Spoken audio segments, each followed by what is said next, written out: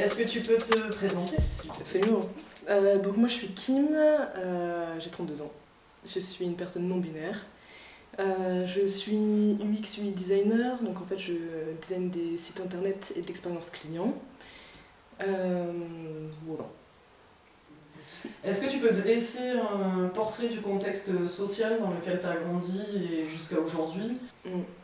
J'ai toujours grandi dans une famille qui était hyper ouverte. Moi j'ai toujours été très garçon manqué, pour ne pas dire garçon en fait. Et j'ai vraiment grandi comme un petit garçon jusqu'à ce que j'ai ma puberté en fait. Donc qui arrivait tard, je pense vers 12 ans, 13 ans.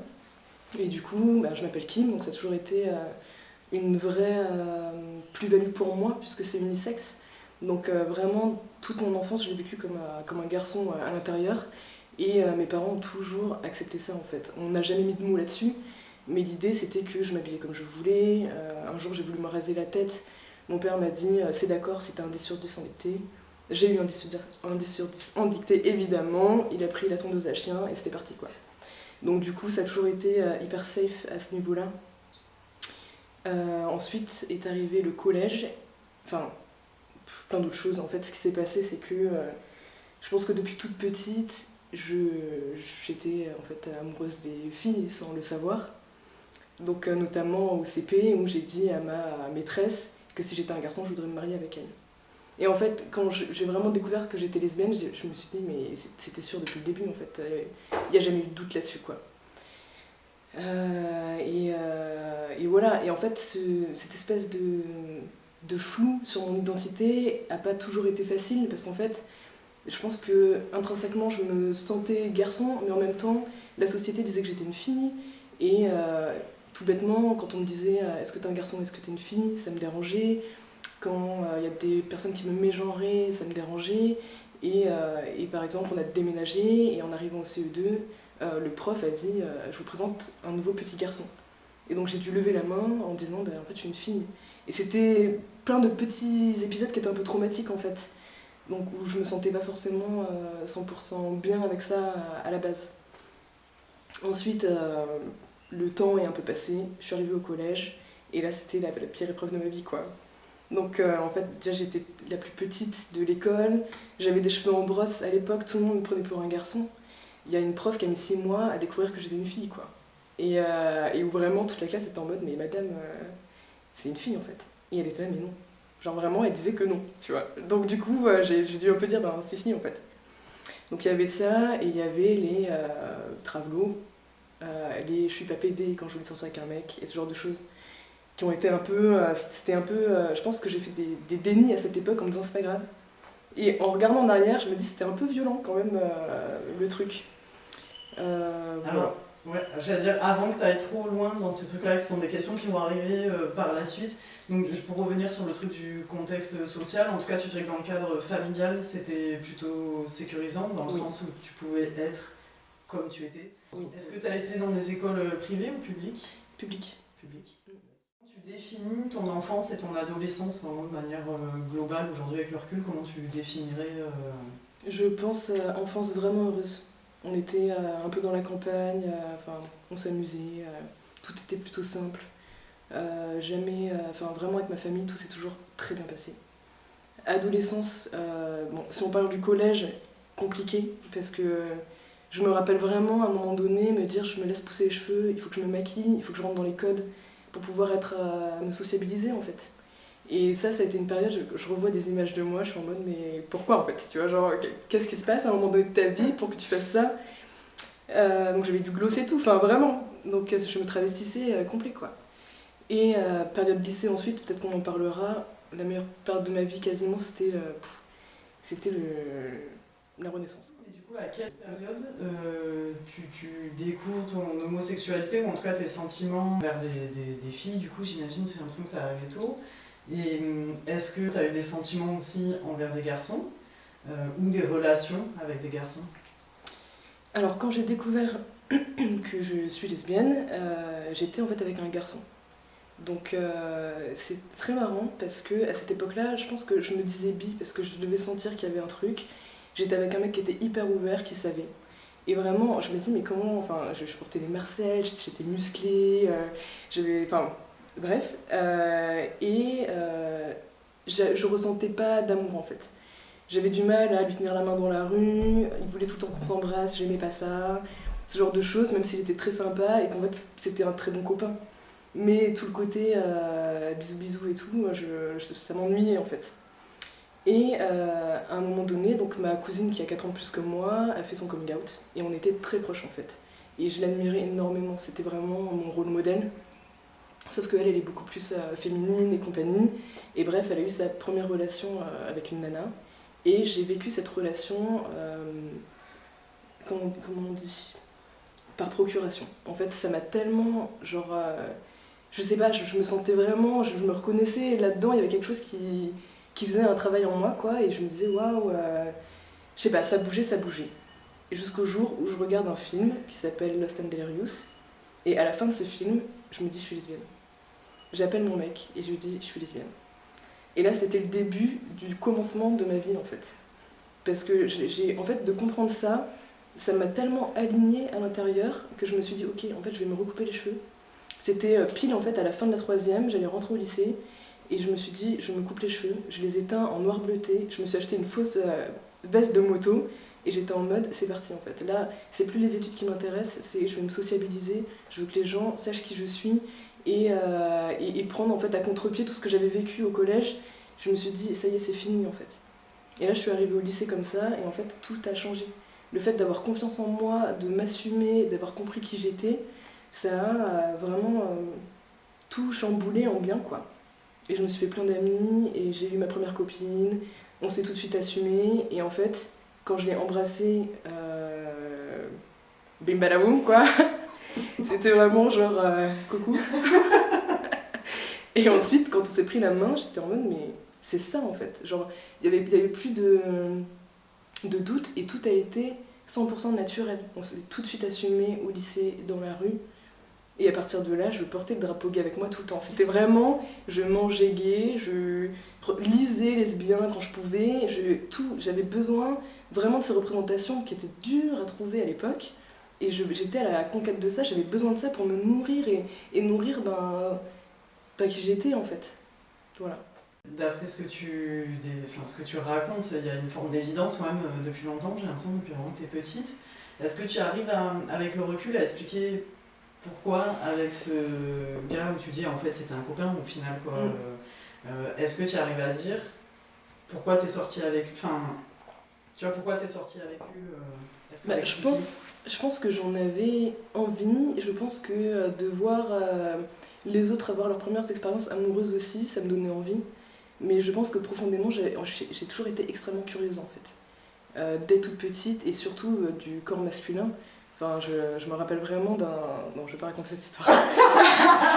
Parce que voilà. Mais j'étais très curieuse de ça et je pense que là encore, j'étais curieuse en fait. De le vivre, de voir ce que ça faisait. J'avais tout ce truc de voir tous ces gens s'embrasser à la télé, d'avoir des questionnements en mode mais quand est-ce qu'ils savent qu'il faut s'embrasser, tu vois. Et je me rappelle vraiment, en étant toute petite, peut-être avoir, je sais pas, 5 ans, 6 ans, être avec un copain et lui dire, dès que je dis banane, on se fait un bisou, tu vois. C'était vraiment, pour moi, j'avais plein de questionnements, en fait, à ce niveau-là. Et j'avais besoin d'assouvir, quoi, d'avoir les réponses. Donc je pense que je suis sortie avec 2 garçons. Un peu pour ça aussi, quoi, pour avoir des réponses. Parce qu'à un moment donné, tu dis je voulais faire comme les autres, ou en tout cas les autres vivaient ça, et du coup, est-ce que c'est sous-entendu les autres vivaient du coup des relations, même si hétéro, mais dans le sens même quand c'est enfantin. Du coup, dans ma question, c'était un peu ce truc-là de. Mais j'ai l'impression que pour toi, c'est vraiment une curiosité, tu dis, envers un corps au-delà. Mais malgré tout, tu as commencé par les garçons. Est-ce que tu penses que c'est influencé par ce que tu voyais et les imaginaires que tu avais à ce moment-là? Je pense que oui, j'imagine que oui. Enfin, je crois que la première personne que j'ai vraiment embrassée, c'était une fille. J'étais au CM2. Et c'était, j'ai failli dire son nom, désolée. Parce que je me rappellerai toujours, on ne s'est pas recontacté depuis, mais c'était en mode j'aime bien un garçon, je sais pas embrasser, elle m'avait dit viens chez moi et je te montre quoi. Et oula, elle m'a bien montré, tu vois, et c'était, voilà. Mais je pense que l'idée ne me traversait pas du tout l'esprit à ce moment-là. Et donc je me suis pas du tout posé de questions sur mon orientation sexuelle ou quoi à ce moment-là. On a fait un déni de ça en fait. On a vécu le moment, on n'en a plus jamais reparlé. Et vis-à-vis des garçons, je me rappelle plus de la question. Non, mais je pense que tu as répondu de toute manière. En fait, mon idée, c'était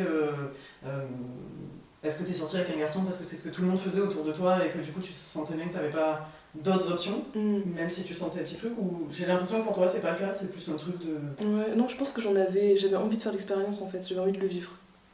Et sur le moment, autre anecdote, je me rappelle qu'avec un des deux garçons, à un moment donné, je vois le clip où il y a Madonna qui embrasse une nana, je sais plus si c'est Christina Aguilera ou quoi. Et je suis devant cette vidéo et je suis en mode, mais c'est ça que je veux quoi. Et je lui montre cette vidéo au mec en lui disant, c'est ça que je veux qu'on fasse. Est-ce que sur ce truc-là, c'était pas genre un truc au MTV Music Awards où, sûrement. Tu vois, où à la fin de toute une performance, c'est Madonna et Britney Spears. D'ailleurs, je me demande si elles sont pas trois, s'il n'y a pas Christina Aguilera. Je sais plus, mais elles s'embrassent d'une façon, tu vois, qui appartient qu'aux femmes en fait. Et là, vraiment, je me rappelle vraiment de dire ça aux gars quoi.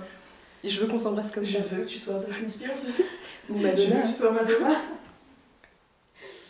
Est-ce que tu as l'impression d'avoir pu poser le mot lesbienne assez rapidement quand tu as commencé à sentir que bah ouais, ou est-ce que c'était quand même abstrait, tu vois? Et donc du coup, à quel moment tu arrives à poser ce mot-là? Comment tu le découvres? Et comment est-ce que tu as perçu ce mot? Est-ce qu'il était connoté? Et si oui, comment il était connoté? Alors, j'ai réussi à poser le mot très tôt. Dès que j'ai fini ce film, pour moi, j'étais lesbienne en fait. Et lesbienne, c'était pas qu'une orientation sexuelle, c'était un tout. Par contre, je me rappelle faire mon coming out envers ma mère et pas pouvoir le dire. Donc il y avait vraiment ce truc de, en tant que moi, personne, vis-à-vis de mes amis, vis-à-vis de tout ça, c'était ok vraiment de dire lesbienne, je suis lesbienne. Mais avec ma famille, c'était beaucoup plus compliqué. Ouais. Est-ce que tu arrives à expliquer pourquoi, envers tes parents, c'était plus difficile de dire lesbienne? Est-ce que du coup, tu as utilisé un autre terme? Alors, je lui ai fait deviner en fait. Donc, ce qui s'est passé, c'est que je pense que pour moi, ça voulait dire quelque chose soit qui n'était pas normal, soit qui était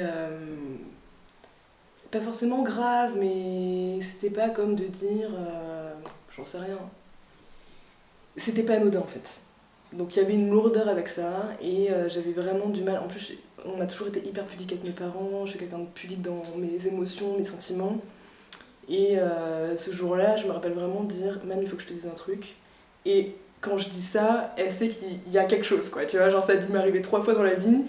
Et c'est du genre à courir tout de suite parce qu'elle se dit, oh putain, il y a un problème. Donc on s'assoit sur le canapé, j'ai mis un coussin entre nous, genre je pouvais pas la regarder en fait. Et je lui ai dit, tu vois bien que je suis pas comme les autres. Nanana, et elle me dit, bah quoi, les lala. Et je fais, bah tu vois, je ressemble à un garçon, nanana. Et elle me dit, bah quoi, t'es gay? Donc même elle n'a pas prononcé le mot lesbien en fait. Elle m'a dit, est-ce que t'es gay? J'ai dit, ben oui, je crois. Et elle m'a dit, je suis soulagée, je pensais que t'avais couché avec Hugo sans préservatif. Et ça, je m'en rappellerai toute ma vie, tu vois. Je suis en mode, mais non, voyons, jamais. Donc en fait, c'était absolument ok. J'ai pas eu à en parler à mon père. De toute façon, je veux dire, j'ai un sexologue dans ma famille qui avait dit à mon père, ta fille elle est Gwyn. Et mon père lui avait dit, elle sera ce qu'elle veut. Donc c'était ok, tout était ok après ça. Mais pour le terme lesbien vraiment, quand j'y pense maintenant, genre vraiment maintenant aujourd'hui, je sais que j'ai beaucoup plus de mal à prononcer le mot lesbien que queer. Ça on en a parlé, c'est vraiment un terme, je sais pas, soit qui est connoté, soit... Ouais. Une fois que tu as posé le mot lesbienne, du coup, en fait, c'est donc au moment fin du collège, c'est ça, troisième? Et que du coup, après, donc, tu dis qu'il y a une partie révélation, je vis, je peux oui, vivre, je vis. Tu vis ça comme une renaissance, du coup, une naissance, quoi, d'un coup, le... Ben, je sais pas si c'était une révélation, une libération, une renaissance. Je pense que c'était tout ça à la fois, en fait. Vraiment. Il y a eu l'avant et il y a eu l'après. Et l'après, c'était qui je suis, en fait. Disons que le moment où les rapports sexuels ont été... se sont invités. Sur la table. Ouais. C'est le moment. Comment tu t'es sentie, quoi? Et comment t'as géré le truc? Sachant que, donc du coup, pour repréciser le truc de... on manque d'imaginaire à ce niveau-là, je veux dire, que ce soit ne serait-ce que les dessins animés, alors ok, il n'y a pas de sexe dans les dessins animés, mais t'as des relations entre des gens, des bisous, des trucs, puis plus tard, que ce soit les séries, les films mainstream, etc., ouais, c'est vrai qu'on n'a pas de représentation. On n'a pas trop de mode d'emploi, quoi. De ce que je me rappelle, parce que ça remontait à longtemps, donc j'étais en seconde, en fait je me rappelle plus de comment on s'est dragué et on s'est embrassé plutôt que la première fois. Je pense que...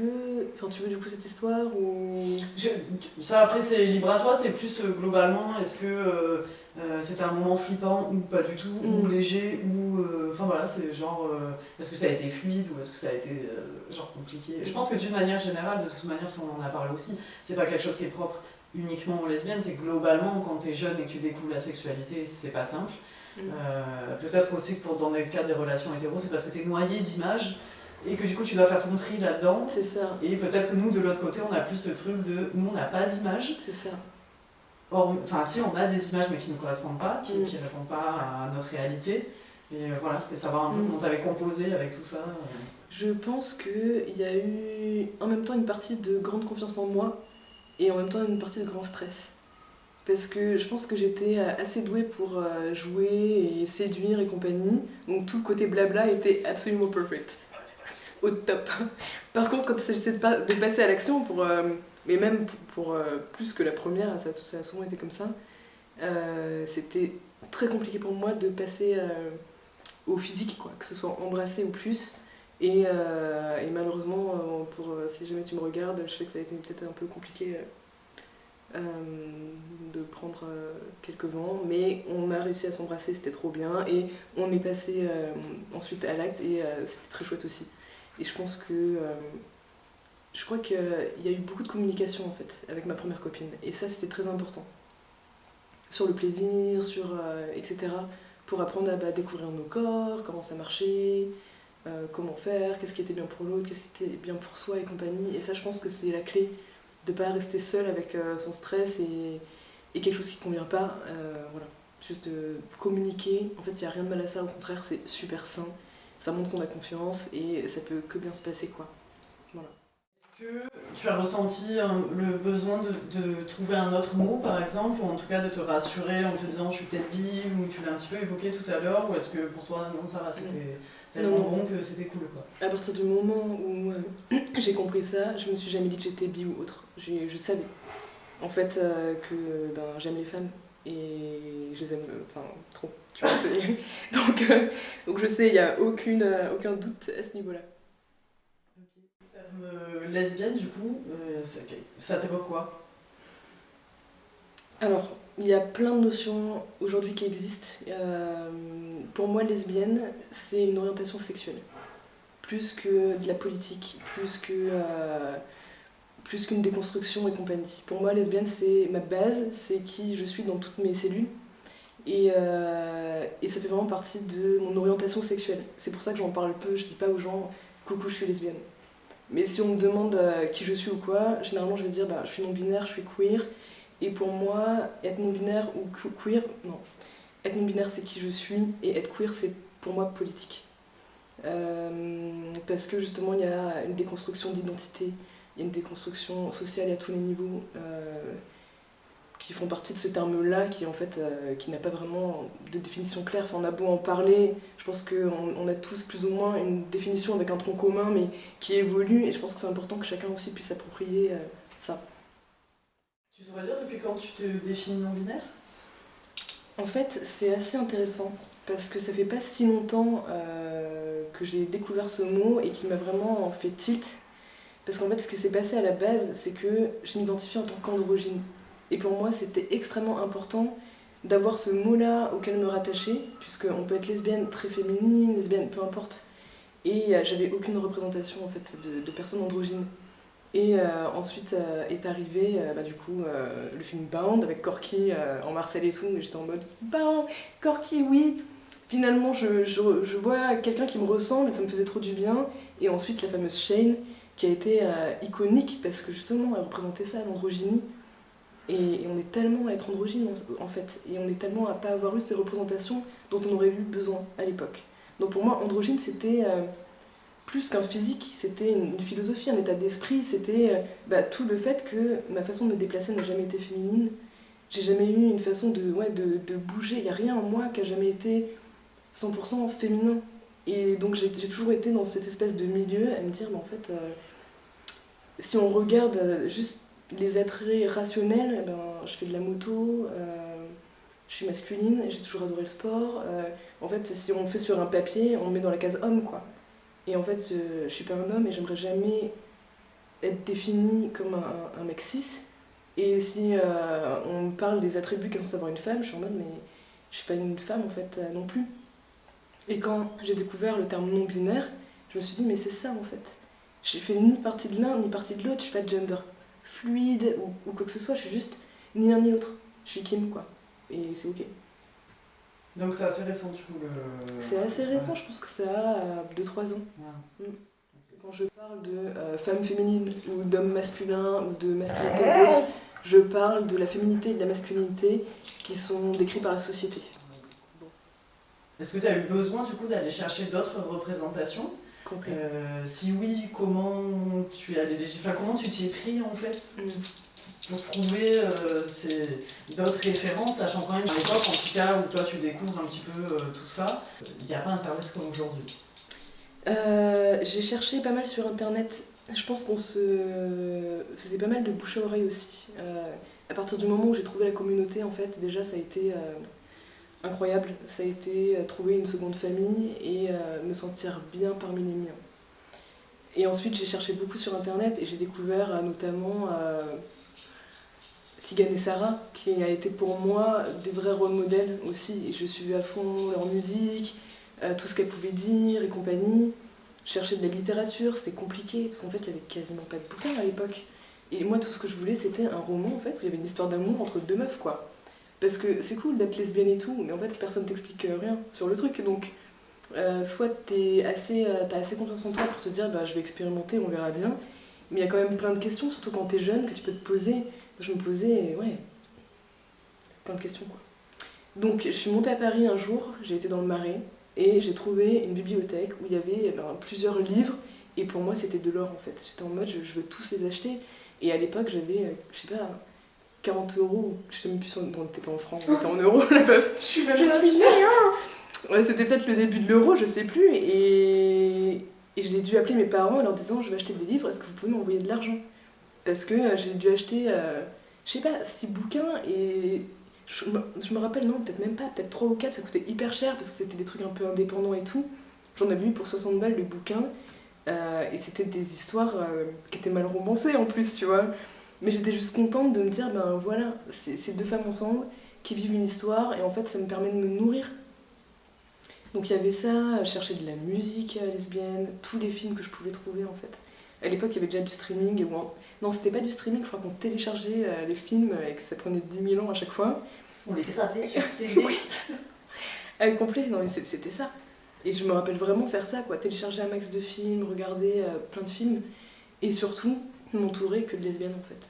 Pour moi, c'était hyper important c'est ça, d'être entourée de lesbiennes, de pouvoir partager nos réflexions, nos aventures, développer notre gaydar. Enfin, on avait tout un truc, mais qui était vraiment propre. Si t'es pas lesbienne, tu peux pas savoir, en fait. C'est vraiment, c'est propre à nous, quoi. Et on était à fond, à regarder dans la rue. J'avais toujours vraiment, je l'avais pas physiquement avec moi le drapeau lesbien, mais il était toujours là avec moi en mode coucou c'est nous, et on assume et on revendique et tout ça, quoi. Ça a été important très longtemps. Maintenant, j'en ai plus du tout besoin, je l'ai complètement dépassé, mais pendant longtemps, pendant quelques années, c'était là. Tu as utilisé le terme de communauté et tu l'as utilisé pour une période, donc du coup c'est la période où nous en tout cas on s'est rencontrés. Et hier quand on s'est retrouvés on rigolait sur le fait qu'avant on utilisait le terme le milieu. Oui. Est-ce que tu peux essayer de parler de ça, ce que ça t'évoque quand je dis le terme le milieu ? Le milieu, c'était ma vie. Mais c'était, comme on le disait, c'était aussi bien positif que négatif. En fait, il y avait les lesbiennes qui se retrouvaient toutes ensemble, qui sortaient ensemble et compagnie. Et c'était vraiment... il y avait des personnes qui faisaient partie du milieu et des personnes qui n'en faisaient pas partie. parce que soit ils en avaient pas envie, soit autre. Parce que clairement, pour moi ça a été magnifique, mais il y avait aussi des côtés un peu obscurs, notamment on n'est pas beaucoup et on avait tendance à sortir un peu tout ensemble, quoi. Je pense qu'il faut se l'avouer, donc tu sais que tu sors avec quelqu'un et en fait ta pote est déjà sortie avec et il y a des trucs d'ex et de machin, et de ragots et compagnie. Donc en fait, je pense qu'on savait en étant dedans qu'il fallait réussir en tout cas c'est toujours ce que j'ai essayé de faire, de rester un peu extérieur pour pas avoir le mauvais côté de ça. Mais globalement, faire partie du milieu, c'était avoir beaucoup de connaissances, connaître quasiment toutes les personnes qui faisaient partie de cet endroit, de ce microcosme, qui sortaient quasiment aux mêmes endroits et compagnie. Donc à Montpellier, c'était la Villa Rouge, c'était le Café de la Mer, le Velvet et compagnie. Et je pense qu'à Paris, c'était le Pulp et d'autres endroits au Marais. Et voilà. Et donc du coup on est d'accord que le terme qu'on utilisait d'ailleurs avant où on disait le milieu, est-ce que tu dirais que ce mot donc a été gommé et du coup il n'existe plus dans ton vocabulaire? Tu dirais que communauté a remplacé ce terme de le milieu? Ben, en fait j'en sais rien parce que je sais pas comment parle la nouvelle génération. Donc est-ce qu'il y a un milieu que je ne connais pas? Et s'il faut, il existe, et ça me ferait trop plaisir d'y aller maintenant, même si ça me donne vraiment un coup d'âge et que je suis en mode je suis vraiment dépassée maintenant, tu vois.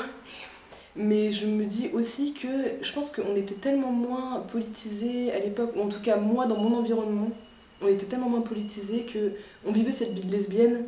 Et aujourd'hui j'ai l'impression que les nouvelles générations sont beaucoup plus politisées, remettent beaucoup plus en question des choses, et peut-être que même le fait d'être lesbienne, ça a plus la même comment dire, importance qu'aujourd'hui, et peut-être que c'est pour ça que le mot queer a pris aussi le dessus et compagnie. Donc est-ce que les jeunes utilisent communauté au milieu? Je sais pas, ce serait intéressant de savoir. Et du coup, communauté, comment tu le définirais? Comment tu définirais enfin en tout cas, c'est quoi ta communauté en fait? Est-ce que tu en as plusieurs ou est-ce que tu utilises un terme de communauté, tu vois, et qui englobe... Pour moi, j'en ai un qui englobe beaucoup de choses. Ma communauté, c'est toutes les personnes queer, donc au sens large. Ça va être des personnes lesbiennes, non-binaires, trans, ça peut être toutes les personnes en fait qui déconstruisent leur identité et compagnie. Après, j'ai mon cœur de communauté vraiment qui sont les lesbiennes, mais maintenant ça s'est vraiment élargi, agrandi, puisqu'on est tous et toutes en mouvement en fait, vis-à-vis de notre identité et compagnie. Donc pour moi, c'est plutôt ça. Ouais. Et qu'est-ce que ça t'apporte, du coup, de te sentir de cette communauté? La vie. Je pense que si on me retirait ça, ça irait pas, quoi. Ça irait pas du tout. Parce que pour moi, cette communauté, elle a été d'une richesse, et elle est toujours. C'est cette communauté qui m'a appris que je pouvais tout faire dans ma vie. Que à partir du moment où je voulais faire quelque chose, c'était possible, qu'on pouvait le faire aussi bien, voire mieux que les hommes. Et ça m'a donné des ailes sur plein de choses sur lesquelles je ne me serais jamais sentie capable.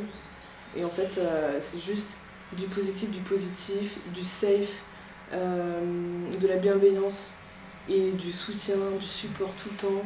Vraiment, si demain je décidais de transitionner, mais tout le monde serait derrière moi et serait ok en fait. Et juste de savoir ça, ou même si je décidais de changer de prénom, ou peu importe ce que je décidais dans ma vie, je sais que je serais soutenue, comprise par tous les gens autour de moi. Et ça, c'est pas donné à tout le monde, quoi. Et j'en parlais à des amis féministes qui sont un peu plus âgées et compagnie, je leur disais, mais je rêverais que toutes les femmes cis hétéros puissent prendre un bain de queer en fait. Et qu'elles se rendent compte à quel point ça peut être juste beau, la sororité ou la delphité, du coup, si on comprend tous les genres, à quel point ça peut être beau et à quel point ça peut faire du bien en fait. Ah oui, déjà, est-ce que tu es out du coup dans toutes les sphères dans lesquelles tu évolues? Alors tu disais que toi tu fais le distinguo entre genre, sexualité, etc. Mais du coup, voilà, est-ce que tu peux juste parler de ça, évoquer ça? Je pense que je suis out partout, pas forcément parce que j'ai dit coucou je suis lesbienne, mais parce qu'au bout d'un moment ça se présente de dire que j'ai une copine, ou quand quelqu'un me dit est-ce que t'as un copain, enfin bref, je mens jamais là-dessus. Après je le dis pas forcément de moi-même parce que pour moi dans la sphère professionnelle c'est pas forcément utile de parler de mon orientation sexuelle. Mais par contre je me travestis plus, c'est-à-dire que Et à un moment donné, je rebondis là-dessus parce que je me dis juste que ça a été une période forte dans ma vie et que ça me paraît important. C'est qu'un des premiers boulots que j'ai eu, c'était commercial. Donc, et j'ai dû mettre des talons en fait pour travailler et j'avais ma touche de féminité qui était une petite écharpe toute fine rouge. Donc je me suis retrouvée à faire ça, à me faire onduler les cheveux et un jour j'ai même porté un décolleté avec un push-up, donc autant dire que ça me ressemble absolument, tu vois. Et en fait vraiment pendant toute cette année je me suis complètement travestie quoi. Et en sortant de là je me suis dit mais plus jamais je fais ça parce que ça me ressemblait pas et que j'étais en mode mais en fait si je travaille ce sera comme je suis et s'ils me veulent pas c'est tant pis. Et je me suis présentée vraiment au prochain entretien comme j'étais, exactement comme j'étais et on m'a toujours maintenant pris comme je suis. Et je pense que c'est même devenu une force dans mon métier, entre guillemets, d'avoir ce côté un peu atypique. Je suis dans un métier créa, donc c'est pas pareil pour tout le monde, mais voilà, on sait que c'est Kim et j'ai ma personnalité qui va avec, et voilà. Donc ça pour moi c'est important parce que ça a vraiment été une étape. Et ensuite, je suis pas out partout en tant que non-binaire. D'accord. Voilà, donc ça c'est vraiment une question que je me suis posée. Et pour moi, c'est juste important pour moi de savoir profondément que je suis non-binaire. Mes amis le savent et c'est ok. Après, comme je te le disais dans une autre discussion qu'on avait eue, pour moi, c'est important que dans la société, on genre comme elle. Et que ça a le côté politique de me dire je veux que des petites filles aient des représentations diverses et variées de femmes. Et que ce soit pas toujours la même femme qui rentre bien dans des cases, non. Il faut qu'il y ait plein de représentations et je veux en faire partie aussi. Voilà. D'accord. D'où le L Okay. En société. Tu as évoqué le terme lesbienne, queer, et tu faisais donc une différence, et que il y a eu un moment où tu te sentais plus dans l'un, aujourd'hui plus dans l'autre. Est-ce que tu peux préciser du coup ces notions-là ? Alors, je pense qu'on est différentes personnes à avoir différentes vues sur la question. Ma vue personnelle, c'est que être lesbienne, c'est une orientation sexuelle. Être queer, pour moi, c'est plus politique. Dans le sens où on peut très bien être lesbienne et vouloir une vie qui soit quasiment hétéronormée.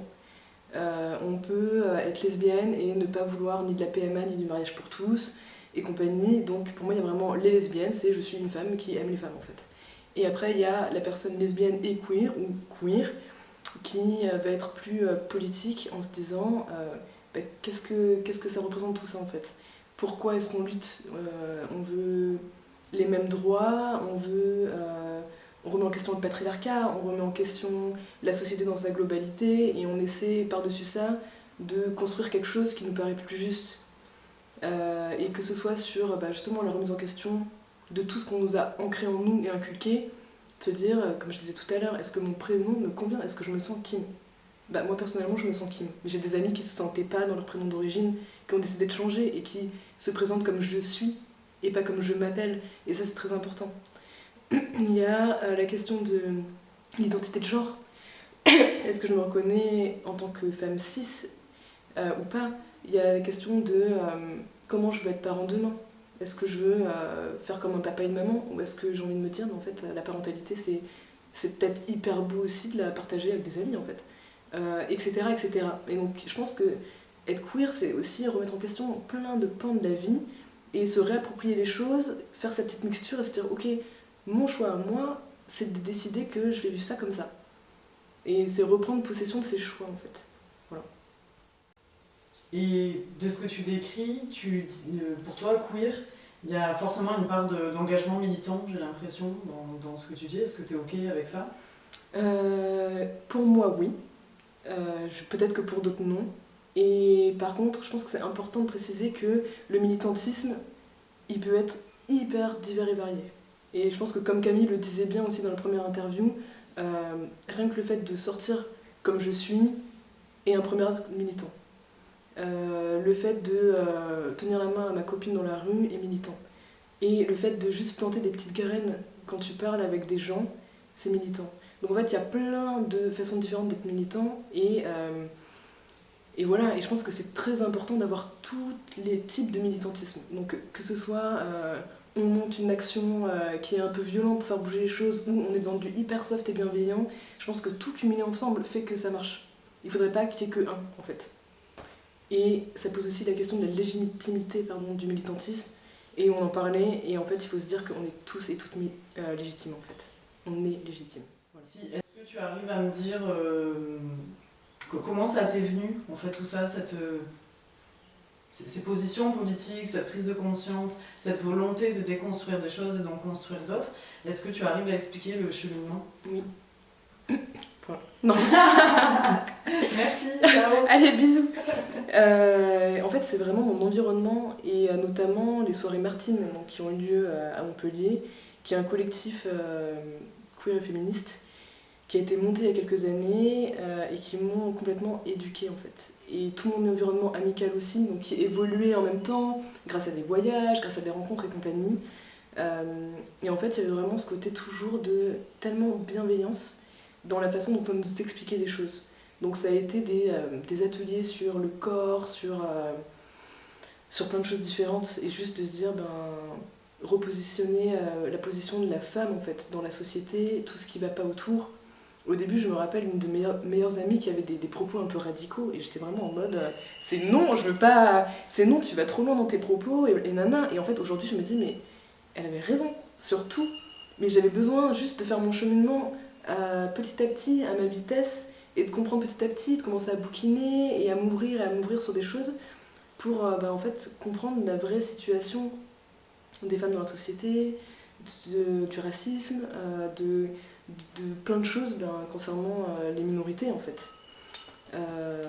Voilà, et en gros ça a été ça, plus mes amis qui petit à petit m'ont montré par des actions, donc devenir végétarienne, puis végane, construire des maisons écologiques, partir vivre dans un van, partir...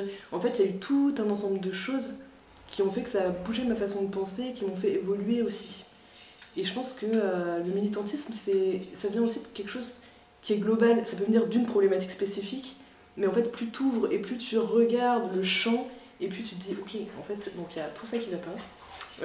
Super, moi je vais essayer de composer par-dessus et de faire au mieux et à mon rythme. Je pense que c'est ça le plus important. Il faut pas se lancer à corps perdu dans un truc, aller à son rythme là-dedans. Et je pense aussi qu'il faut vraiment démystifier le terme militant, quoi. Moi je suis un gros doudou, j'ai peur des manifestations. Alors, j'ai pas peur des manifestations, mais j'ai peur des mouvements de foule. Donc pour moi c'est des choses qui sont très émotionnellement intenses. Et ma manière de militer, c'est pas les grosses actions justement où émotionnellement ça me dépasse. Alors qu'il y en a qui adorent ça et c'est trop bien. Donc je pense qu'on est complémentaires là-dessus et voilà. Est-ce que tu as déjà vécu des agressions homophobes ou des situations en tout cas où il y avait de l'homophobie? Alors le truc c'est que je crois que je suis tellement... Alors je sais pas si c'est que je suis hyper positive dans ma vie et que du coup je fais des dénis. Mais cette question revient souvent et j'ai l'impression de n'avoir quasiment jamais vécu de l'homophobie ou autre, alors que je sais que c'est arrivé, notamment avec une de mes ex, mais j'ai plus forcément le souvenir de ça. Ouais, je me rappelle juste une fois, on m'a dit hey, est-ce que t'es lesbienne? Non. Et sur le moment, je me rappelle répondre non, et après me dire mais pourquoi j'ai dit non? Mais c'était derrière la gare, j'étais pas super sécure, et je me suis juste dit sauve tes fesses, et puis c'est tout. Donc il y avait de ça. Et... Est-ce que tu penses, pardon, je me permets oui.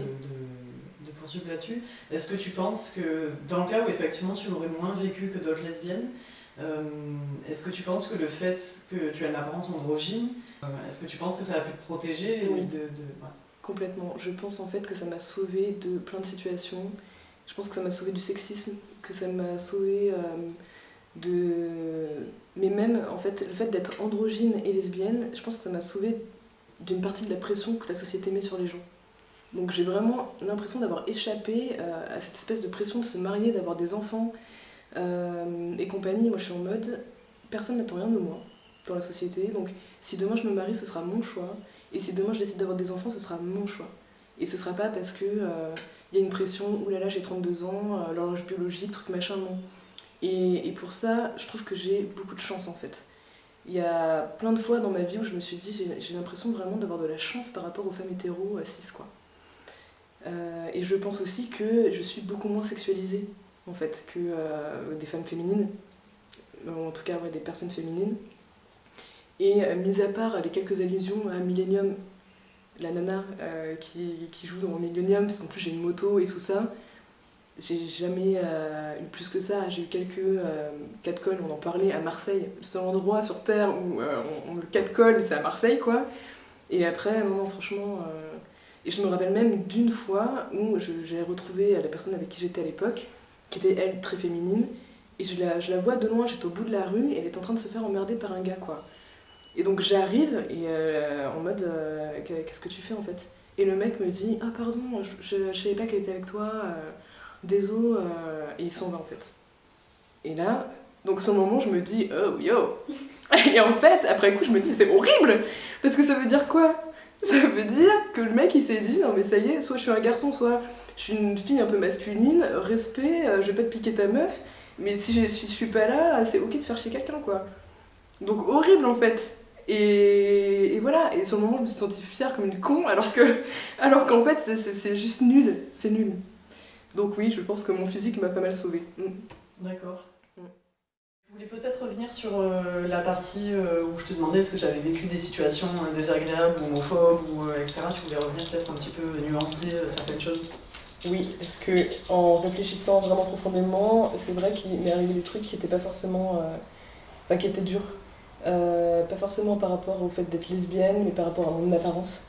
Donc notamment quand je rentrais dans des toilettes de femmes et qu'on me disait vous êtes pas au bon endroit, en fait. Et ça me renvoyait vraiment au fait que je correspondais à rien. Je correspondais pas, j'avais ma place nulle part, en fait. Et ça, c'était dur. Donc il y avait ça, et pendant des compétitions aussi de sport avec l'école et tout ça, je me rappelle une fois où on avait une compétition de ping-pong et où je vais dans l'équipe des filles, évidemment, et où on me dit mais qu'est-ce que tu fais là, t'es un garçon. Et en fait, encore une fois, quoi, c'était à chaque fois des claques que je prenais, donc non, même si je suis quelqu'un de positif et que tout a l'air hyper rose et trop beau, c'est quand même nuancé. Oui. Et dans le cadre scolaire là, que tu décris, est-ce que tu te retrouvais seule à gérer ça ou est-ce que tu avais des référents? Parce que dans le cadre scolaire, il y a un prof, un truc. Est-ce que tu as pu... Ou est-ce que tu te débrouillais avec ça Je me débrouillais avec ça. Ouais, complet. Je pense que j'en parlais même pas à mes parents, j'en parlais à personne, en fait. Parce que ça te traquait après pas plus que ça ou malgré tout t'y pensais mais tu savais pas quoi faire avec ou...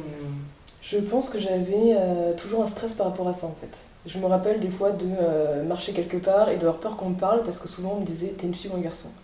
Et je me rappelle de ça, en fait, plus que de l'homophobie, c'était vraiment par rapport à mon physique. Les gens, ils étaient en mode t'es quoi?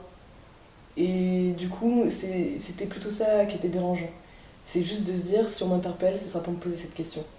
Et je me rappelle maintenant que au collège, à chaque fois que tu sais, on rentre en classe, les premiers temps, tu remplis une petite fiche pour dire des trucs, là je me rappelle plus ce que c'était. Je me rappelle vraiment écrire je suis une fille et le souligner plusieurs fois pour que ce soit clair dans la tête de tout le monde que je sois une fille. Je voulais plus repasser par le truc de une prof se rend compte au bout de 6 mois que je suis une fille, quoi. Donc je me rappelle d'une prof qui me dit pourquoi t'as marqué ça et pourquoi tu l'as souligné autant, est-ce que t'as des problèmes avec ça et tout. Et je me rappelle pas ce que j'ai répondu, mais je sais que c'était une vraie problématique à ce moment-là. De devoir rentrer dans un genre, en fait. Et aujourd'hui, ouais, du coup, toutes les... Parce qu'on a parlé aussi, on a évoqué le truc d'internet, quoi. À l'époque, quand on cherchait des rôles modèles, ou des informations, c'était compliqué, quoi, de trouver de la matière, c'était des skyblogs, quoi. C'est ça, ouais. C'était hyper compliqué et je me dis... Ouais, je me dis que au final, pour toutes les personnes trans ou pour toutes les personnes non binaires qui étaient seules avec ça à ce moment-là, mais c'est dur, quoi. Là, je me dis, mais heureusement que les choses ont évolué, qu'on a Internet, qu'il y ait des personnes qui témoignent, qu'on peut suivre, qu'on peut juste avoir des réponses, en fait, être rassuré, se dire que, oui, on existe, que c'est ok, qu'on peut venir nous parler aussi, trouver des réponses et compagnie. Je pense que c'est hyper important. Et c'est pour ça que je disais, trouver sa communauté, c'est la vie pour ça. Est-ce que tu as déjà vécu le racisme, par exemple, en France? Je pense que j'ai toujours été perçue comme une blanche, en fait. Et il y a une seule fois où ça m'est arrivé, que quelqu'un fasse des allusions, parle chinois comme si j'étais chinoise, genre avec un accent et tout, parce que j'avais pas voulu lui répondre dans la rue. Ils étaient sur un balcon en fait. J'étais à Montpellier, le soir je rentrais chez moi, il me cite et tout ça, et je suis en mode j'ai pas envie de répondre en fait, je trace. Et là il commence à me parler comme ça, et je me rappelle vraiment que ça m'a fait quelque chose, alors qu'en fait je me sens pas du tout liée à mes origines, donc vietnamienne et belge-hollandaise, je me sens pas du tout liée à ces origines-là. Mais en fait le fait que quelqu'un m'y lie, je me sentis hyper mal à l'aise, et je me suis dit mais attends, ça arrive en fait à des gens tous les jours quoi. Et je me dis mais l'injustice, la violence du truc, c'est terrible, terrible. Comment tu vois ton expérience de non-binaire lesbienne à Montpellier, qui est quand même une grande ville? Il y a un moment, alors je sais pas récemment, mais en tout cas c'était la deuxième ville gay de France. Oui. Ouais, comment tu te situes là-dedans par rapport à ta réalité et tout? Est-ce que tu peux nous parler un peu de ça? Je pense que j'ai eu énormément de chance d'être ici pour vivre mon homosexualité, mon identité et compagnie. Énormément de chance. Genre venez tous ici en fait. Toutes et toutes. Et tous. Parce que vraiment, que ce soit dans mon lycée où on pouvait s'afficher librement, il n'y a jamais de problème. Dans les rues et tout ça. Après, je sais qu'il y a d'autres personnes de mon entourage qui ont d'autres expériences, pas aussi roses et nounours que moi. Mais globalement, je pense que c'était une grande chance d'être à Montpellier pour ça. Parce qu'il y a toujours eu cette ouverture, qu'il y avait la Villa Rouge, que ça drainait aussi des gens de Paris, qu'il y avait cette culture, oui, de seconde ville gay. Et donc, déjà, j'étais pas isolée, parce qu'en fait, il y avait déjà le milieu, il y avait déjà une communauté qui existait avec des lesbiennes dedans. Donc ça m'a permis de me rallier à des gens qui vivaient les mêmes choses que moi et donc de pas être seule. Et ça, c'est pour moi la base en fait. Pour être bien, c'est de sortir de l'isolement et juste trouver des gens avec qui on peut partager les mêmes valeurs. En fait, ça a l'air de tellement t'animer. En fait, j'ai l'impression qu'à partir du moment où tu as, en tout cas, posé le mot lesbienne, que tu es allée à la rencontre d'autres femmes, j'ai l'impression que le reste n'a plus vraiment d'importance. Enfin, je sais pas, j'ai l'impression que c'est porteur pour toi. Quoi. Oui, c'est hyper porteur. En fait, on en parlait aussi avec le fait d'être pris pour des voleuses hier, tu sais. Ouais. Donc, pour juste remémorer le truc, avec Jeanne, quand on va dans un magasin, généralement les gens nous suivent parce qu'ils nous prennent pour des voleuses. Donc, clairement, c'est du délit de faciès, quoi. Et pendant longtemps, ça m'a vraiment complexée et j'étais dans l'injustice. Et ce que je racontais, donc ce que je te racontais hier, c'est que le fait d'avoir peur qu'on me voit comme une voleuse, ça me faisait agir bizarrement. Et donc le fait d'être chelou, les gens se disaient celle-là elle est chelou. Et donc ça a créé une mauvaise dynamique en fait. Et je pense que c'est un peu pareil avec le fait de s'afficher avec sa nana dans la rue ou autre. Et en même temps je mets des gros guillemets autour, parce que je me dis on n'est pas tous logés à la même enseigne, et que y a certaines personnes qui ont beau assumer à fond, être hyper à l'aise avec leur homosexualité et le porter sur elles, elles peuvent avoir des problèmes, être agressées et compagnie. Je veux jamais minimiser ça. Je dis juste que pour ma part, le fait de le vivre comme si c'était le truc le plus naturel au monde, ça m'a toujours permis de le faire passer en mode oui ok c'est naturel en fait. Et de pas, ça l'a jamais présenté comme un problème, c'est ça que je veux dire. Voilà, donc je pense que le fait d'assumer, c'est comme d'assumer un complexe en fait. J'en sais rien, j'ai un complexe, je l'assume trop, du coup les gens ne le voient pas. Alors que si je le complexe et que j'en parle et que je montre que je me sens pas bien avec ça, peut-être que les gens vont plus le voir et y prêter attention. Je pense que c'est ça l'histoire de la dynamique. J'ai attention à ça aussi quand même, genre le week-end dernier à Marseille justement, où il y a des moments en fait je pense que tu le sens mine de rien, même si j'y prête plus forcément attention. Avant je me rappelle vraiment regarder les gens dans les yeux pour voir s'ils me voyaient, maintenant je m'en fous. En fait je regarde plus les gens, je fais mes trucs et voilà. Mais par contre j'ai un sens du danger qui fait que si je me dis là j'ai pas envie d'avoir des emmerdes, je tiens pas la main dans la rue à ma copine et je fais comme si de rien n'était en mode ça va vite passer et ciao, tu vois. Donc oui, c'est... Donc malgré tout tu prends des précautions, oui, t'as la menace, des trucs fâches, mais t'as quand même Ok. La menace est quand même là, ouais. Ok, t'as une vigilance et tu t'adaptes quoi en fonction de... Aujourd'hui, est-ce que tu aurais des références à partager? Virginie Despentes. Ouais, que j'aime beaucoup. Alice Coffin dernièrement, qui a écrit un très bon livre. Alice Coffin, tu l'as découverte avec son bouquin ou est-ce que tu connais depuis quand? Je l'ai découverte à cause de son bad buzz en fait. Donc je voyais Alice Coffin passer partout sur Facebook et je lisais des trucs et je me disais mais qu'est-ce qu'elle a fait en fait? Genre, c'est quoi cette merde? Qu'est-ce qui s'est passé, quoi? Et au bout d'un moment, je me suis dit, mais en fait, je vais lire son bouquin parce que il y a tellement. On bâche tellement sur internet sans savoir. Et du coup, j'ai lu son bouquin et j'étais en mode, c'est du génie. Donc son livre est très bien intitulé. Tout ce qu'elle a dit, j'étais là, mais merci en fait. Merci de m'ouvrir les yeux là-dessus, là-dessus et là-dessus. Donc trop Tu bien. pourrais préciser là-dessus? Beaucoup de choses, je pense que notamment l'état des lieux qu'a fait sur le journalisme en France, je pense que c'est extrêmement important d'en avoir conscience. Le fait de médiatiser les lesbiennes, les trans et compagnie, donner de la visibilité, avoir des représentations, que les personnes célèbres arrivent à ouvrir là-dessus en disant que oui, c'est possible, qu'ils le sont et tout, juste pour démocratiser en fait le fait que on est plein, on est partout et c'est pas parce que vous avez l'impression qu'on n'est pas là qu'on n'est pas là et en fait coucou, on est aussi vos amis et tout va bien et on participe à l'économie et à tout comme tout le monde quoi. Et en fait on pose zéro problème. Donc il y avait ça et tout le fait aussi de se montrer. Et je pense que Alice Coffin me fait faire cette vidéo aujourd'hui. Tout comme elle te fait faire ce documentaire aujourd'hui. Tu vois le truc? Merci Alice. Ouais, c'est clair. Parce que je me suis dit aussi que finalement, je fais partie de ce milieu depuis très longtemps. Que j'adore ce milieu. Je reviens au mot milieu, je sais pas si t'as remarqué. Ouais. Et que je pense que c'est important qu'on commence à transmettre en fait. Aussi, nos histoires. Et de se dire que tout n'est pas noir.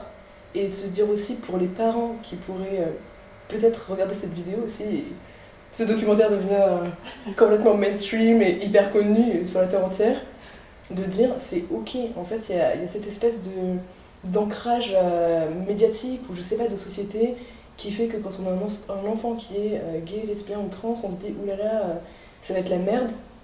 Oui, c'est pas facile tous les jours, mais en fait, en tout cas pour ma part, j'ai la meilleure vie que je pourrais avoir. Et je renoncerai à ça pour rien au monde. Et quand j'en parle avec mes amies qui sont aussi lesbiennes, queer, non-binaires et compagnie, généralement elles disent la même chose en fait. C'est on vit des trop belles choses. On vit, on voit, on rencontre, on s'ouvre à des trop belles choses. Tu parlais d'Alice Coffin, on a parlé de son côté autrice et de son livre. À côté, elle siège donc à la mairie de Paris. Qu'est-ce que ça t'évoque? Je trouve ça trop bien. Mais en même temps, je me dis pas que ça a changé fondamentalement quelque chose. Mais par contre, je me dis, super. Genre, maintenant c'est possible en fait, d'être une femme qui est un peu androgyne, qui est lesbienne ouvertement, qui est politisée, enfin en tout cas qui est militante, une vraie, je peux pas dire vraie militante parce que ça n'existe pas, mais une militante, on va dire, qui est bien assise. Et tout ça, que cette personne a réussi à avoir un poste haut placé, oui.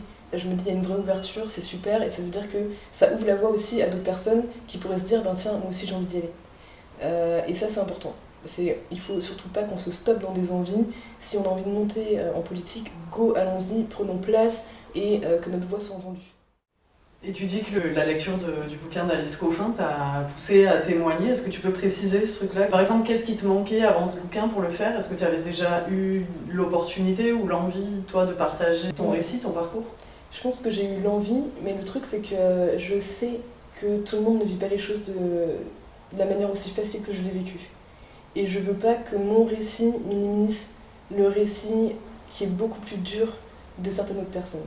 Je pense qu'il y a des atrocités qui se passent, des expériences qui sont aussi très difficiles, et que moi, soit par déni, soit par énormément de chance dans ma vie, j'ai l'impression d'avoir vécu dans une bulle en fait, et de juste que tout ça c'est juste magnifique. Pour moi c'est que du positif en fait. Et voilà, je voulais pas me dire que cette parole-là vienne effacer tout le mal et tout le travail qu'on a encore à faire en fait, pour que ça s'améliore pour les gens. Parce qu'en fait on est encore très loin de plus d'homophobie, d'égalité homme-femme, d'arrêter justement de mettre les gens dans des cases de genre, dans l'administratif et autres, qu'on est très loin de plus avoir de racisme, de plus avoir de problèmes au niveau du faciès et compagnie, voilà, c'est tout. Mais je pense que c'était aussi important de dire que ça peut aussi bien se passer en fait, et que c'est beau, voilà. Pour revenir par rapport au projet, qu'est-ce qui fait que tu témoignes dans celui-là de projet? Parce que c'est toi, j'aime. Évidemment.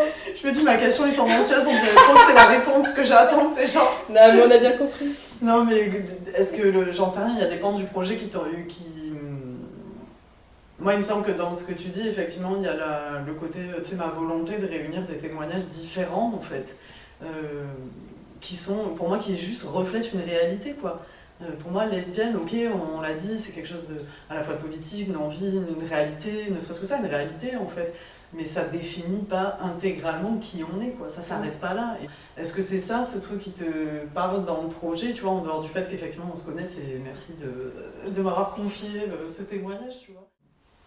Je pense que quand t'as posté les premiers mots à propos de ce projet sur Facebook, ça a fait un espèce de gros boom dans ma tête, en fait. J'étais en mode... Et c'est marrant parce qu'il y a plein de projets, et vraiment celui-là, il est rentré dans mon cœur comme ça. Oh. Ouais, parce que je me suis dit, c'est trop beau, courageux et important de dire, en fait, je suis jeune, je prends mon van, je vais parcourir la France et rencontrer des lesbiennes de tout horizon. Donc ça peut être des lesbiennes fachos, des lesbiennes de la campagne, de la ville, peu importe. Et je me suis dit, pour moi, ça, c'est créer un maillage. Et c'était ça, une des choses les plus importantes, c'est de créer un maillage, un réseau, quoi. De se dire, en fait, on fait toute partie de la même famille. Je pense que ça, c'est vraiment un truc... il faudrait demander à d'autres personnes si elles ressentent la même chose, mais pour en avoir parlé avec des amis, c'est ça. Pour moi, on fait partie d'une famille. Et quand tu regardes une lesbienne dans les yeux, dans la rue, que tu te connais pas, et qu'il y a ce truc de hey, on fait partie de la même famille. Tu connais ça ou pas? Ça, c'est hyper J'ai puissant. particulièrement vécu à Montpellier, d'ailleurs, je trouvais ça ouf, ce truc, parce que Montpellier, puissant. effectivement, il y a beaucoup plus, enfin, en tout cas, les lesbiennes sont... Il y a beaucoup de lesbiennes, a priori. Et c'est vrai que ce truc, je me rappelle qu'à l'époque, où en plus, enfin, moi, pour ma part, c'était le début où je vivais mon homosexualité, il y avait des moments où ça me dérangeait grave, ce truc de genre, c'est bon, j'ai compris que t'étais oui, lâche-moi le regard, tu vois, ça me met hyper mal à l'aise. Mais à la fois, effectivement, il y a ce truc de la famille. La famille. Ouais. Et ouais, et vraiment, je te le disais hier, je suis persuadée que si demain je pars au Canada ou dans un autre pays, que je serai bien accueillie en fait. Je sais que je vais trouver une famille à chaque fois et qu'il y aura cette bienveillance à chaque fois. On fait partie d'une communauté qui est internationale en fait. Donc voilà, et pour moi, t'es une partie du maillage qui va se créer et j'ai vraiment envie qu'on soit capable de s'accueillir en fait. Tous et toutes, mutuellement en se disant bah, moi je viens dans le sud, est-ce que vous connaissez des gens? Bah ouais, trop bien, je vais te présenter plein de copines. Et en fait, c'est ça le truc, c'est la solidarité quoi. Dans la partie militante, on va dire, est-ce que tu dirais que globalement ça t'apporte plus de bonheur et de réjouissance? Je te demande ça parce qu'il y a aussi beaucoup ce truc de. Il y a des moments où il y en a marre, quoi. Ça avance pas, on a beau lutter, ça avance pas. Est-ce que ça t'arrive d'avoir ces moments-là? Et si ça t'arrive, quelle part ils ont dans le reste? Je pense que ça m'apporte beaucoup plus de positif que de négatif, mais aussi parce que mon militantisme, il peut pas m'amener au burn-out comme certaines personnes militantes qui font vraiment que ça, c'est leur moteur de vie, et ces personnes-là se donnent tellement pour tout le monde que je comprends que ce soit au bout d'un moment épuisant en fait. Moi je n'ai pas d'association, je fais pas des actes clairement définis en fait. C'est un militantisme qui est très intellectuel dans ma tête, qui est très dans la relation aux autres où on va discuter, échanger, mais concrètement j'organise rien, je prends pas une part importante dans les actes militants. C'est quelque chose que je veux que ça change. Je veux que ça change, je veux faire plus. Et ça viendra, j'attends d'être prête en fait. Ça vient déjà, tu m'accueilles. Oui, ça vient petit à petit et je pense que vraiment ça a toujours été comme ça dans ma vie. J'ai besoin de temps là et ça fait son chemin. Je sens que la graine là, elle est devenue une plante et juste il faut que j'attende que ça soit prêt à être un arbre. Et ce jour-là, je ferai quelque chose, je le sais. J'avais complexé de ça, de pas faire assez et là je me dis non, j'ai juste besoin du temps et ça va venir. Et peut-être qu'à ce moment-là, je serais vraiment fatiguée de me dire ça bouge pas assez, compagnie. Mais la réalité, c'est que, on en parlait hier aussi, on voit que ça bouge. Genre, il y a une espèce d'ébullition de trucs. Je pense que le patriarcat, il s'y attend pas, mais il va s'en prendre une grosse dans la tête et il va avoir du mal à s'en remettre. Mais juste, ça prend son temps et ça arrive. Donc j'ai complètement espoir là-dessus. T'es plutôt optimiste du coup sur l'avenir et sur, ne serait-ce que demain, sans parler de l'avenir dans 30 ans, tu vois, mais... Non mais complet, la nouvelle génération, c'est une tuerie. Donc elles arrivent à mettre le feu, quoi. C'est vraiment... le feu dans le fait d'assumer complètement qui elles sont, à quoi elles ressemblent, quelle est leur orientation sexuelle, et de se dire, ben, en fait, c'est vraiment les porte-flambeaux, c'est ce qu'on dit? Non. Les quoi? Porte-flambeaux, c'est Oui. pas porte-flambeaux? Ouais. Porte-flambeaux, ouais, si, Ok. ça dépend, je sais pas au bout de ta pensée. C'est les porte-flambeaux des messages pour les générations futures, mais même les générations aussi d'aujourd'hui, en fait. Je pense qu'elles font un travail... Porte-drapeau. Porte-drapeau. Je tape porte-flambeau. Non, oui, c'est d'apporter le flambeau, mais il y a le porte-drapeau peut-être. Porte-drapeau, ouais. Je sais pas. Donc non, elles font un travail super, et je pense que les nouvelles générations, elles sont au top du top. Et, qu'est-ce qui pour toi, dans les luttes présentes, sont les plus importantes? Est-ce que tu définis des urgences plus que d'autres, en tout cas, des impératifs, je sais pas. J'aurais tendance à chaud à dire que pour moi, il n'y a pas d'hierarchisation de lutte. Et que c'est très très important qu'on s'associe entre minorités. Et le jour où on sera tous et toutes associés, on va faire un gros boom, je pense. De se dire, on avance tous ensemble et tout ensemble vers une direction commune qui est un meilleur monde, plus humain, plus de solidarité. Et à ce moment-là, oui, on peut faire changer les choses. Après, j'ai envie de dire que, punaise, tout est dramatique et urgent, mais j'aurais tendance à dire sauvons des vies humaines en priorité, tu vois. Enfin, je pense qu'il y a énormément à faire, et partout, quand tu vois, enfin, on va citer toutes les problématiques qu'il y a, mais ouais, genre faire attention un peu à l'humain, avoir un peu plus d'humanité, ce serait sympa, je pense. Par rapport à la pandémie, pendant 1 an et demi, machin, qu'est-ce que ça a changé en fait pour toi? Comment tu as vécu la période? Comment tu la vis encore parce qu'on est pas dégagé tout ça? Et est-ce que ça a une influence sur ton quotidien, ta communauté? Alors je pense que je suis très contente que ça se soit passé maintenant que j'ai 32 ans et que ma vie ce soit plus d'aller à la Villa Rouge. Parce qu'à l'époque, c'était tout ce qui comptait, quoi. J'étais dans une période où dès le lundi je pense au vendredi et au week-end que j'allais passer à danser et être dans le milieu. Et comment voir les passes? Exactement, et montrer ma fausse carte d'identité. Non, je rigole. Donc du coup, je pense que là ça s'est mieux passé, et notamment parce que j'étais pas mal prise par un boulot que je voulais quitter. Et ça m'a permis vraiment d'avoir ce temps seul et de me dire la société n'attend rien de moi, du coup j'attends rien de moi, et c'est ok d'être sans activité. En fait ça a été salvateur. C'est vraiment de me dire en fait j'ai ce temps là pour me recentrer sur moi, aller un peu à l'intérieur et juste décanter des choses. Et finalement, décider de quitter ce boulot et d'être à mon compte, et en fait, c'est trop bien, et etc., etc. Donc je pense que la première partie, le premier confinement, a été hyper important. Et ensuite, ça a commencé à être un peu plus dur, parce que du coup, bah, mine de rien, on a des habitudes qui se font plus. Pour moi, juste aller boire un café en terrasse avec des amis, enfin, c'est trop important. Aller boire une bière le soir dans un bar, retrouver des gens qu'on voit pas forcément souvent, c'est important. Donc forcément, il y a une part un peu... je sais pas si je peux dire d'isolement, parce que je me suis jamais sentie complètement isolée, mais j'ai eu l'impression de m'éteindre petit à petit en fait. Et ouais, d'avoir cette espèce de flamme de vie qui virevolte, mais qui est plus comme un brasier en mode youpi, je vis. Et je crois que pour le nouvel an, vraiment, ma résolution, en tout cas mon souhait, c'était de me sentir vibrer. Et je pense que ça, c'était vraiment ça, quoi. De me dire, j'ai envie de retrouver ma vie, en fait, de sentir les gens, quoi. De vivre, en fait.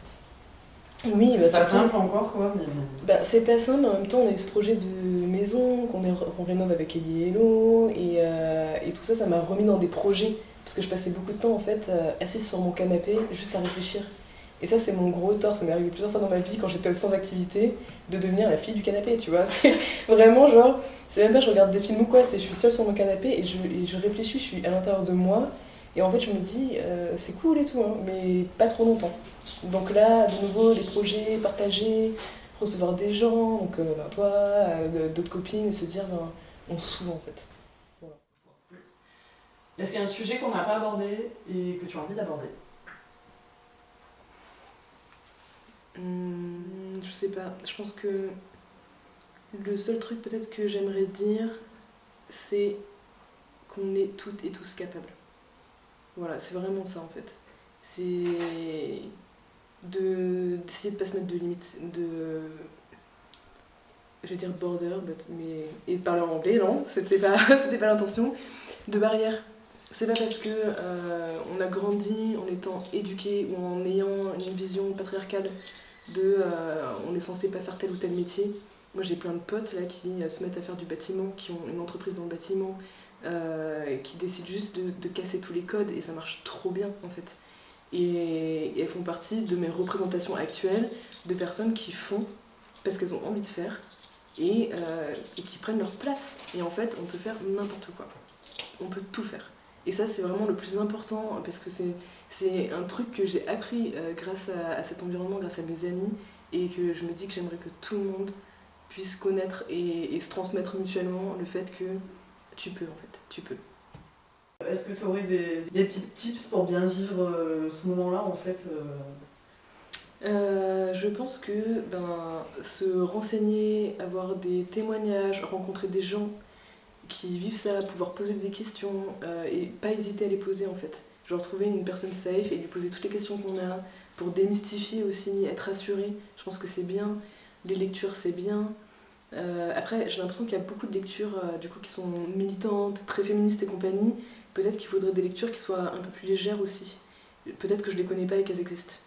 Mais ça peut être chouette aussi. Et il y a pas mal, j'ai eu deux personnes qui sont pas beaucoup plus jeunes que moi en fait, qui ont posé la question de comment tu sais qu'une personne est lesbienne. Une vraie question que les personnes se posent, et notamment parce que peut-être que quand j'étais jeune, il y avait vraiment ce côté qui était peut-être un peu plus binaire de t'avais les meufs androgynes, les meufs qui l'étaient moins, comme à l'époque, dans les années 1900, ou je sais plus exactement, mais t'avais les butch et les femmes et elles s'alliaient. Donc on était dans une binarité complète en fait, et c'était peut-être plus facile à l'époque de se dire ouh, bon bah voilà. Mais en fait, je sais pas si je peux donner des tips par rapport à ça, ça fait genre ouh, grosse goudou, maître goudou, sensei. Non. Mais. Non, peut-être qu'il faudrait que t'écrives un livre là-dessus en fait. D'accord, tu m'envoies le truc, c'est genre tiens avec ta question là. Tu veux un petit mot de la fin? Je pense que je veux juste ajouter une chose à qu'est-ce que je voudrais rajouter pour la fin. Je considère pas du tout que j'ai de légitimité pour ça ou que je serai de meilleurs conseils ou de la meilleure aide ou autre. Mais je pense que mon cœur me dit de dire ça, donc j'y vais. Si jamais une ou l'un d'entre vous a des questions et isolées, a juste envie d'échanger ou autre, n'hésitez pas à me contacter en fait, et je serais ravie d'une rencontre, d'un échange par mail, par messenger ou autre, d'un coup de téléphone, d'une visio, il n'y a pas de problème. Je pense que voilà, genre n'hésitez pas, si vous avez besoin, je peux faire mon possible pour aider ou juste converser. Qu'est-ce que je te souhaite pour les mois à venir, pour cet été? Qu'est-ce que je peux te souhaiter? Du partage, de l'amour, du voyage. Et vraiment ça, de la bienveillance en fait, genre du partage et de la bienveillance quoi. C'est tout ce que je te souhaite, alors partage et bienveillance. Et merci. Ça sera ton drapeau de l'été. C'est ça. Cool, merci beaucoup. De rien.